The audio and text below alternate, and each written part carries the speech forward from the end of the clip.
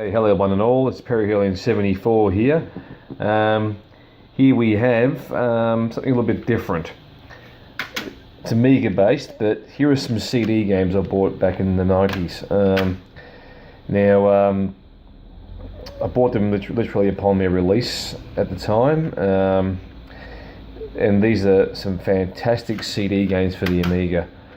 Starting off with Genetic Species. Genetic Species, by and far, is probably the best looking 3D game on the Amiga, Motorola based Amigas. It's pretty much a little bit unknown. If you check out a lot of videos online about Amiga 3D games, this is rarely mentioned. It is mentioned, but rarely so. Bought a Blizzard 68030 by Phase 5 back in the day, and that was a fantastic accelerator card, the best of its time, in my opinion, and it ran this game beautifully.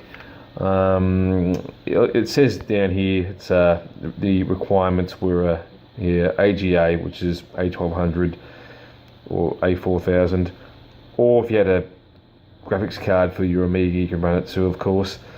Minimum requirements 6820 CPU or 68020, which was not, you couldn't really run it like that. It would have been horrible. 8 megabytes of memory and a 2x speed CD-ROM. 2x speed, wow. So you can see the back here, the blurb about it. If you want to pause that and read that, you can. But yeah, it was made by I think Marble Eyes and published by Vulcan. But yeah, it was a fantastic game. The only problem with this game was I'd get halfway through it, the original here, and it would have a bug. I think there was a patch for it later on, but I got maybe more than halfway through, and I was quite disappointed because there was it was some bug in the game which distorted the image or froze the game, so that really pissed me off. But other than that, the effects in this, the 3D movement, the light sourcing or light, what they call it again, lens flares, and that's fantastic. Best example, I think. Now T-Zero was a game by Click Boom. These people made some brilliant games, but I must admit, despite the full screen graphics is also AGA, I didn't find the ships themselves and the gameplay to be that good. I don't know, it just didn't feel right. Whereas Project X or Arpedia felt perfect with the controls and the overall feel of the game. This one felt like it used too much inertia for the ship, so when you're flying along, the ship kind of does this kind of sliding thing and it moves around like that, and the power-ups weren't that impressive in this either. And fantastic music, excellent graphics, gameplay wise just didn't do it for me. It's not a bad game, it's just not great in my opinion. They also made a game called Z, which was a PC game, of course, converted by Bitmap Brothers. Napalm, which was like a Command and Conquer style game, and Nightlong, which was an adventure game. You can see it here anyway. Never played Nightlong, know of it though. I've seen gameplay videos of that. Napalm, never played it. Z, never played it. So, alright. Next on the list is Wasted Dreams. This was kind of like an overhead adventure type, Chaos Engine-y type game. It was a bit of a mix of, like, I don't know, the Chaos Engine and an overhead kind of walk around, talk to people kind of thing. You know, the kind of game that was quite common, I suppose, on the Super Nintendo systems, or Super Nintendo.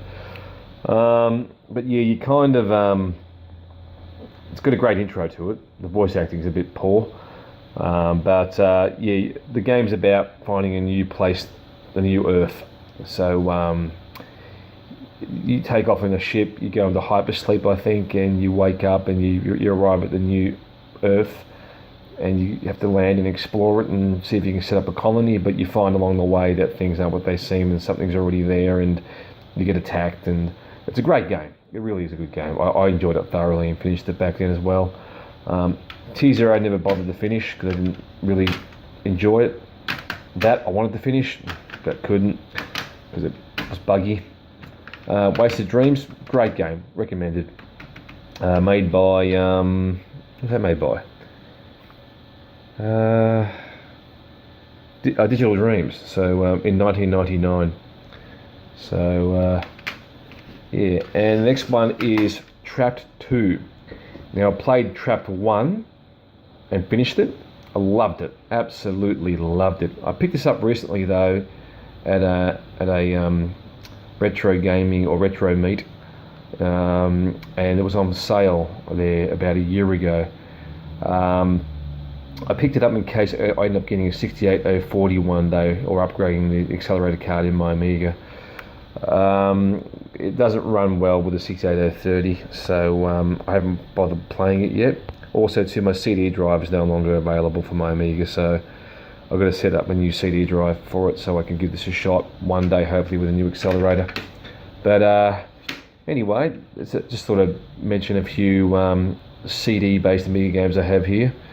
But I will get these all running again on a CD-based setup for my A1200. Do a bit of a hardware hack. There's a lady on YouTube, I think calls herself MsMadLemon. Check her out. I'll put her in the link. She does Amiga videos and hardware tutorials for upgrades and things like that. Or you know, she did a recent one for replacing the key map in your Amiga keyboard. The what are they called again? I don't know. The keyboard, the membrane. Yeah, to replace the membrane on your A1200. I need to do that with mine because the keys, some of them aren't working properly. So, because I bought my Amiga back in 1992, it's the same one, and the keys are starting to not work properly. So I think I have to replace the membrane. So yeah. So anyway, check her out. She makes some fantastic videos, and it's quite soothing to watch too. She's got a very nice nature about her. So watch her videos and you'll thoroughly enjoy them. Okay, so again, so I'll get these fired up one day. So I hope you enjoyed the video, and I'll talk to you again soon. Or I won't talk to you. You'll hear my head soon. All right. So okay. So Perihelion 74 signing out. Have a good one. Bye bye.